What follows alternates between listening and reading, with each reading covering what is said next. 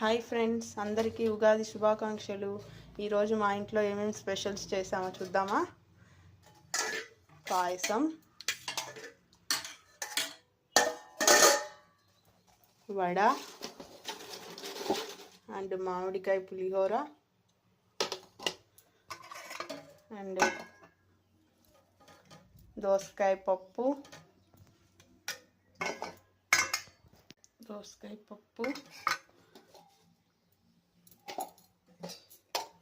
And sambar. ఇవాళ special Ugadi పచ్చడి, cauliflower fry, పప్పులోకి ఊరమిరపకాయలు, అప్పడాలు, అలాగే వేడి వేడి అన్నం.